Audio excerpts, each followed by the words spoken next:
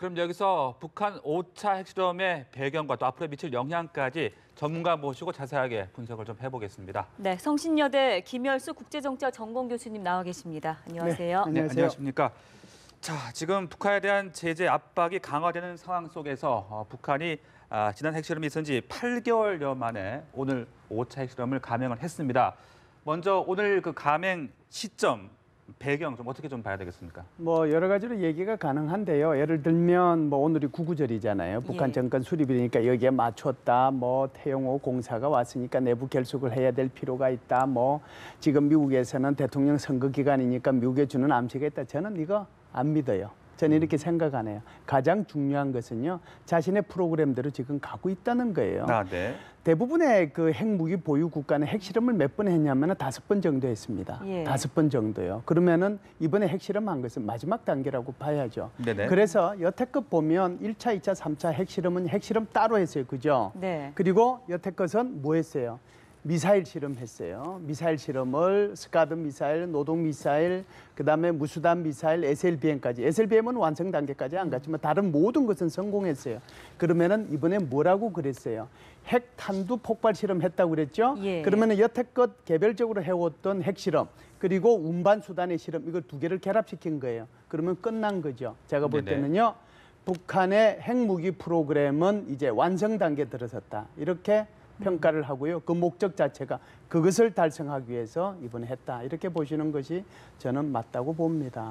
기술적인 목표를 밝혔다고 얘기를 하신 건데 그렇다면 그 실전 배치까지 지금 이미 뭐 들어갔다 저희가 이렇게까지도 생각할 수 있는 부분인가요? 3월 15일 날 김정은이가 한 얘기를 우리는 유심히 좀 생각해 볼 필요가 있는데요. 3월 15일 날 김정은이 두 가지 지시를 합니다. 하나는 핵탄두 폭발 실험을 해라. 두 번째는 핵탄두를 제대로 날리기 위해서 미사일 실험을 끊임없이 해라. 그래서 우리가 아시다시피 미사일 실험은 지금 뭐 30여 발 넘게 쏘았잖아요. 모든 종류의 미사일을 다 쏘았으니까 이 부분은 어느 정도 성공을 거두었고 성공 거둔 것이 우리 이제 언론에 다 보도됐습니다. 여태껏 못했던 게 뭐냐? 바로 핵탄두 폭발 실험이었거든요. 그래서 핵탄두 폭발 실험은 언제든지 5차 핵실험이 가능하다라고 우리 모두가 예측하고 있었어요. 어제 핵폭발 실험을 해도 전혀 이상한 게 없고 내일 해도 전혀 이상한 게 없을 정도였어요. 그 정도 준비는 끝난 상태였거든요. 자, 그렇다라고 하면 핵실전 배치를 실전 배치했다고 발표해야 핵실전 배치가 되느냐 하는 거죠. 제가 볼 때는 이것을 공개적으로 배치할 그렇게 선언할 날은 분명히 있을 겁니다. 제가 그날을 빨리 보면은요. 10월 10일이 당 창건 기념일이거든요. 그때 할 수도 있어요. 한 달 뒤요? 그럼요. 그렇기 때문에 이것은 굳이 이제는 내가 핵 보유 국가가 됐기 때문에 핵실전 배치한다 안 한다 할 필요가 없어요. 아주 이거는 그냥 우리가 여태껏 봐왔던 1차, 2차, 3차 핵실험처럼 그냥 심드렁하게 북한의 핵실험한 것을 봐서도 안 되고요. 여태껏 우리가 북한이 해왔던 다양한 미사일 실험 정도 수준으로 오늘의 핵실험을 봐서도 안 됩니다. 굉장한 의미를 가진 엄혹한 안보 현실이 지금 한국에 닥쳐와 있다는 것을 우리 국민들 모두가 깨달아야 됩니다. 네, 이번 또 보도는 지난 4차 핵실험 때는 정부 성명을 통해 공개를 했는데 이번에는 핵무기 연구소가 또 발표를 했더라고요. 이 부분도 좀 주목을 해봐야 되는 겁니까? 네, 핵무기 연구소는 저도 좀 더 연구를 해야 돼요. 사실은 제가 이 부분에 대해서 잘 모릅니다. 우선 그거 먼저 말씀을 드리고요. 지난번 4차 핵실험 할 때는 핵실험하자마자 1시간 만에 발표를 했거든요. 그것도 수소폭탄 핵실험 했다고 그랬어요. 그런데 그때 국제사회에서는 수소폭탄 아니라고 다 판단을 했었고요. 그래서 이번에도 오늘 같은 경우에 저는 어떤 예측을 했냐면 1시간 내로 나올 건가. 첫 번째였고요. 두 번째는 수소폭탄이라고 얘기할까. 그것이 저는 제 최대의 관심사항이었습니다. 그런데 제 관심사항을 다 이제 북한에서는 충족을 다 했는지 4시간 있다가 발표를 하면서 그것이 수소폭탄이란 말을 안 하고요. 핵탄두 폭발 시험이라고 얘기한 거예요. 그렇습니다. 그러니까 수소폭탄 여부에 대해서는 일체 언급이 없이 이제는 핵탄두의 소위 말하는 소형화, 경량화, 다종화가 완성된 상태에서 이것을 미사일이라고 하는 탄두에 탑재해서 실험을 했다라고 하는 거거든요. 그렇기 때문에 이번에 그 핵폭발 실험이라고 할까요? 5차 핵실험은 과거와 다른 어마어마한 의미를 갖는 그런 실험이라고 봐야 됩니다. 조선중앙TV에 이 얘기도 있지 않습니까? 핵탄두 자신들이 필요한 만큼 이제 생산할 수 있게 됐다. 이렇다면 그럼 대량 생산을 의미하는 건가요? 그럼요. 무슨 얘기했어요? 여태껏 얘기한 건 소형화, 다종화 경량하잖아요. 예. 얼마만큼 거기에 핵탄두를 소형화시킬 거냐 하는 거고요. 얼마만큼 가볍게 만들 거냐. 네. 그리고 다종화라고 하는 것은요. 이게 핵무기라고 하는 것이 핵분열탄은 두 종류가 있고 핵융합탄이 따로 있거든요. 그래서 핵분열탄에는 플루토늄탄이 있고 우라늄탄이 예, 있잖아요. 예. 핵융합탄이 바로 수소탄이에요. 그러면 다종화의 의미가 뭐냐? 우라늄탄도 가지고 있고 플루토늄탄도 가지고 있고 자기네들이 주장하는 것처럼 지난번 4차 핵실험 때 네. 수소폭탄까지도 가지고 있다는 거예요. 그런데 지금 우리 앵커께서 질문하신 것처럼 그러면은 앞으로도 지금 오늘 얘기한 것들이 뭐냐 하면 표준화 규격화를 얘기했어요. 예. 그럼 표준화 규격화를 한다는 게 뭐예요? 우리가 자동차를 하나 생산해낼 때도 어마어마한 시험 과정을 거쳐서 이제는 됐다라고 하면 그때부터는 어떻게 합니까? 이제 대량 여러 생산 대를 라인에 그렇죠. 올려가지고 찍어만 예. 내면 되는 거잖아요. 바로 그 얘기예요. 아. 표준화 규격화를 달성했다라고 하는 의미는 앞으로는 이제는 핵무기를 대량 생산하겠다라는 말과 똑같은 말입니다. 네. 네. 자, 그렇다면 이 최선희 부국장이 또 방중을 했었는데 중국 측에는 어떤 통보가 있었다고 봐야 되겠습니까? 어떻게? 제가 볼 때는 이제 여기에 대해서는 엇갈리는 것 같아요. 이제 어떻게 이제 예측을 하느냐 하는 건데요. 사전 예고 없다는 얘기도 있던데요. 네, 최선희 부국장도 갔었고 또 김성남 국제부 부부장도 갔었잖아요. 갔는데 사실상 그 간 타이밍 상에 지금 핵실험을 했는데요. 네네. 제가 볼 때는 이것을 미리 가르쳐 주고 뭐 이렇게 하지는 못했을 거라고 없었다. 생각해요. 예. 네. 왜 그러냐면 한번 보시죠. 시진핑 주석하고 우리 대통령하고 그 회담을 통해 가지고 절대로 북한 핵은 불용하겠다라고 말씀을 하셨고 그랬는데 그것을 통보해 줬을 때 중국이 오케이 해라라고 얘기하겠어요. 두 번째는 지금 비엔티안에서 사실은 우리 대통령께서 참석하신 그 회의에서 리커창 총리하고 우리 대통령하고도 거기서 같이 만나서 얘기를 하고 절대로 북한 핵은 이제는 마지막 기회고 이걸 막지 못하면 전 국제사회가 후회할 날이 올 것이다라고 하는 것까지 말씀을 하시고 거기에 대한 공동성명까지 채택하는 마당에 얘들 둘이 보내가지고 그래 우리 오늘 핵실험 한다라고 그렇게 상상하는 것은 네네. 제 상상 범위를 벗어나는 거예요. 네. 네. 북한 핵실험에 대한 평가는 좀 더 시간을 두고 검토를 해봐야겠지만 저희가 북한 발표를 토대로 얘기를 해보겠습니다. 위력 얘기를 안 할 수가 없어요. 네네. 역대 최대 파괴력이라고 하던데요. 10킬로톤. 이게 히로시마 원자폭탄에 지금 육박한다는 얘기가 나옵니다. 어느 정도 분석하고 계시는지요? 그 부분에 대해서는요. 지금 나오는 보도들이 조금 저는 문제가 있다라고 보는데요. 히로시마에서 떨어진 것은 우라늄탄입니다.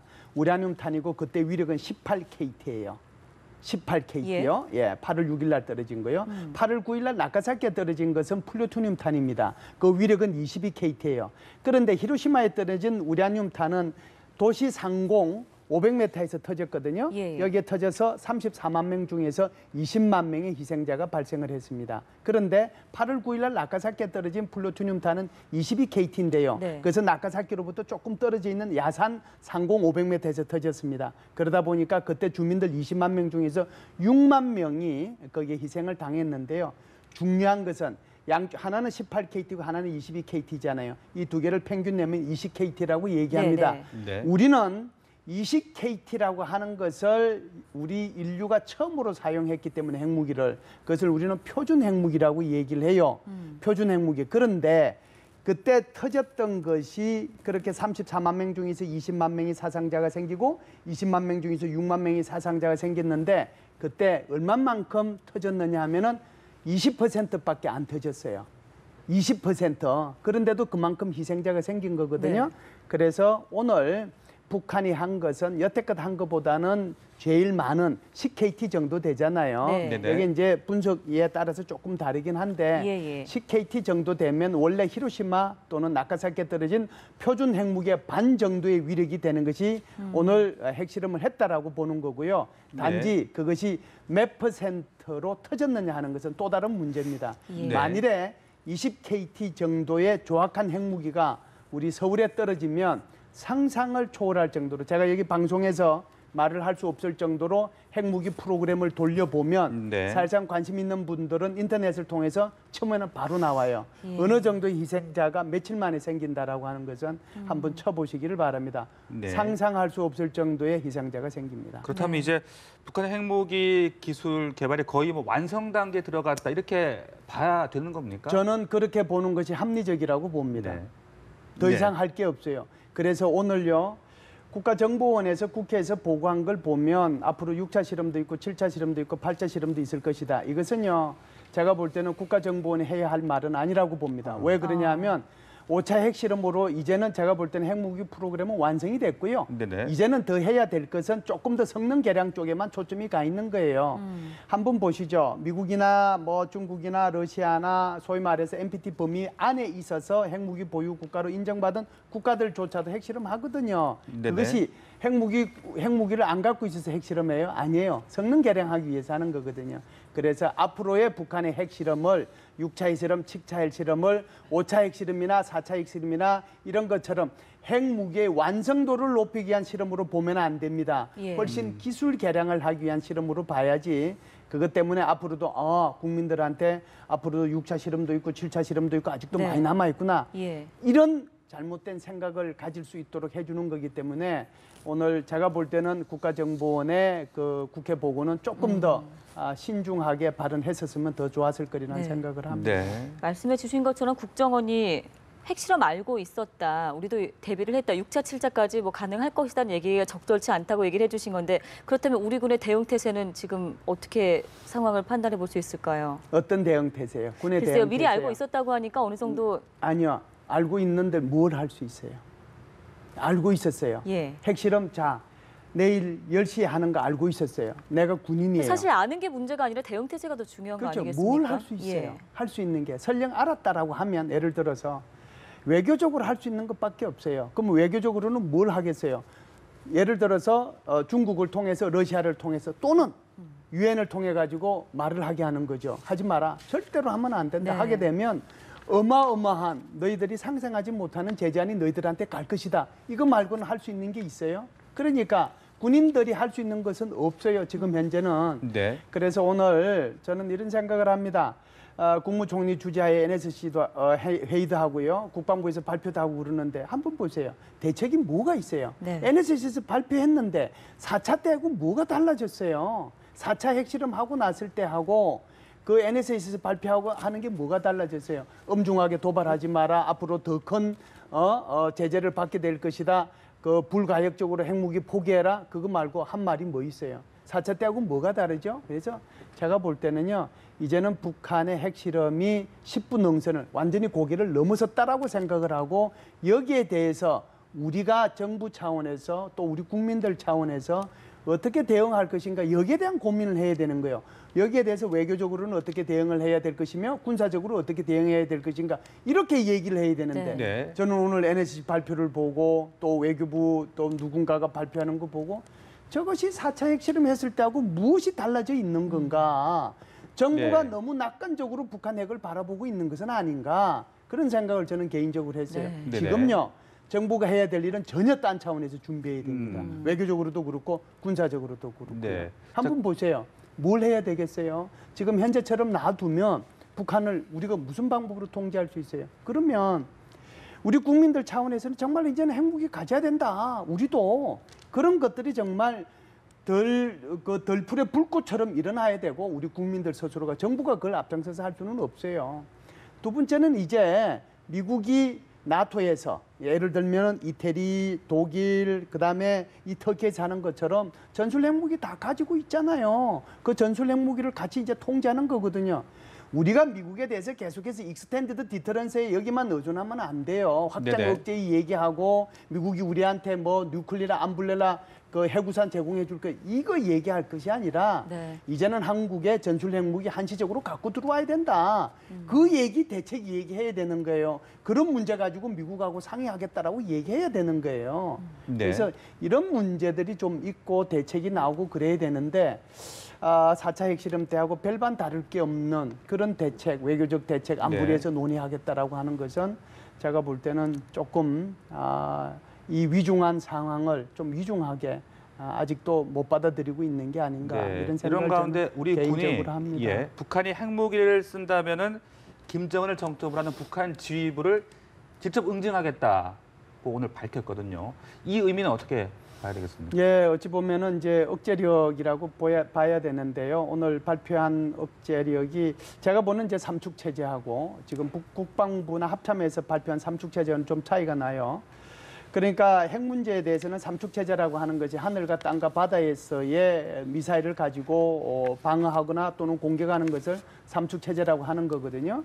이게 하늘에서는 소위 말하는 폭격기를 통해서 미사일을 쏘는 거고, 땅에서는 ICBM이나 또는 중거리 미사일을 쏘는 거고, 바다에서는 SLBM을 쏘는 건데 네네. 오늘 국방부가 합참이 얘기한 것은 삼축 체제 좀 다른 것 같습니다. 그래서 북한에서 미사일 발사 징후가 있으면 킬체인을 통해서 하겠다라는 게 첫 번째 축이고요. 네. 두 번째 축은 그래도 살아남아 오는 게 있으면은 우리의 그 KAMD로 방어하겠다는 게 두 번째 축이고요. 지금 질문하신 것이 바로 네네. 세 번째 축이에요. 네네. 세 번째 축인데 그게 네. 바로 북한의 지도부에 대해서 아주 정밀 공격할 수 있는 수단들은 꽤 있습니다. 특히 네네. 한국의 크루즈 미사일들은 굉장히 정밀도가 높거든요.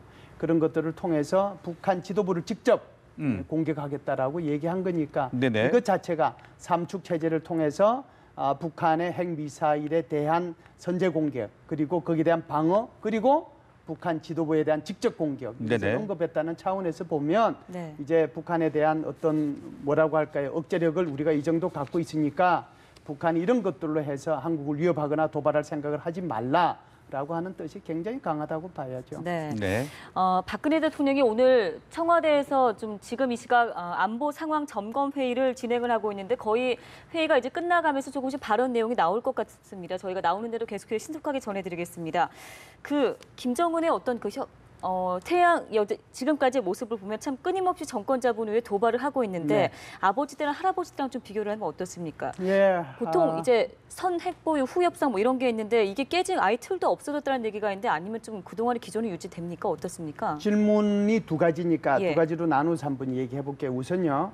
할아버지하고 아버지하고 이 김정은이하고 달라요. 할아버지는 핵무기가 필요하다라고 얘기한 거고 아버지는 핵무기를 가져야 된다라고 그렇죠, 얘기한 예. 거고 네. 아들은 핵무기를 가졌어요.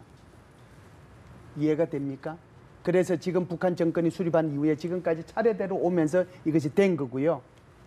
네네. 뭐가 나왔습니까? 뭐 예, 지금 새로운 정부 게? 성명 네. 발표가 나온 것 같은데요. 예, 일단 먼저 얘기해 주시죠. 네, 그래서 할아버지와 아버지하고 그다음에 그 아들인 김정은하고 다르다는 거고요. 두 번째는요. 지금 두 번째 질문한 것은 네. 이런 거예요. 무슨 도발 후 협상 그게 아니고요.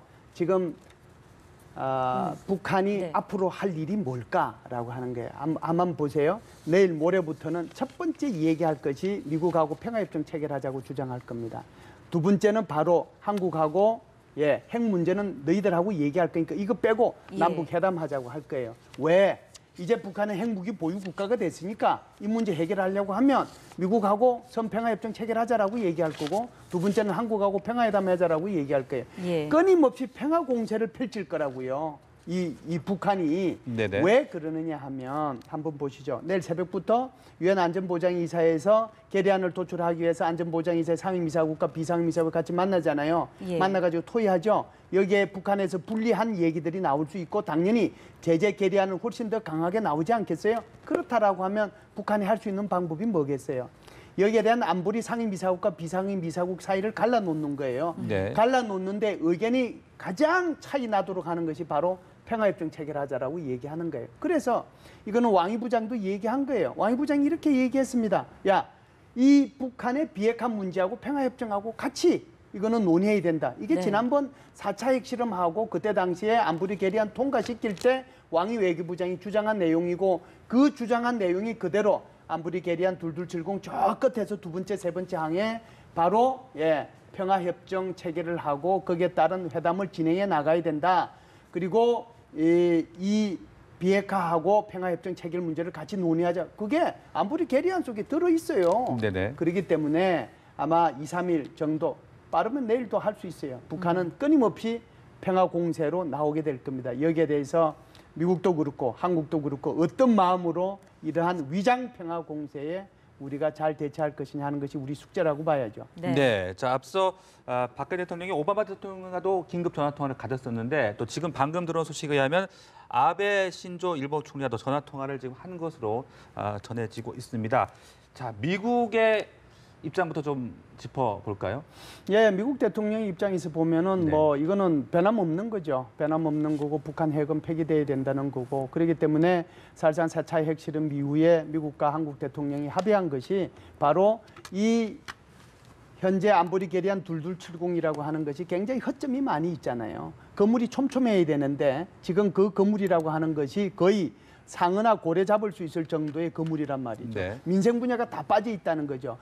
다시 얘기하면은 북한이 빠져나갈 수 있는 구멍이 엄청 많은 거예요. 그래서 이 건물 촘촘하게 메워주기 위해서 양자 제재라고 하는 것을 하자라고 얘기한 거거든요. 그래서 한국은 한국대로 대북 제재, 일본은 일본대로 대북 제재, 유럽연합은 유럽연합대로 대북 제재, 그리고 미국은 아주 포괄적 대북 제재 법안을 통과시키고 행정 명령을 내리고 그다음에 그 세컨더리 보이콧을 하고 그다음에 그 돈 세탁 우려 대상국으로 지정하고 예. 북한 인권법에 대해서 김정은을 사실상 이제는 이 제재 대상이라고 하는 곳에다가 이름을 놓고 이 정도로 지금 북한을 옥죄 나가고 있단 말이죠. 그래서 한국 대통령이든 미국 대통령이든 또는 일본 총리든 네. 이분들이 가지고 있는 것은 지금은 북한과 대화를 함으로써 오히려 제재의 구멍을 넓혀주거나 이완시키는 것이 아니라 북한에 대해서 강력한 제재와 압박을 통해서 북한을 비핵화의 길로 이끌어야 된다. 이 생각에는 변함이 없으신 거죠. 네. 그렇기 때문에 오바마 대통령도 그렇고 네. 아베 신조 총리도 이 큰 틀에서는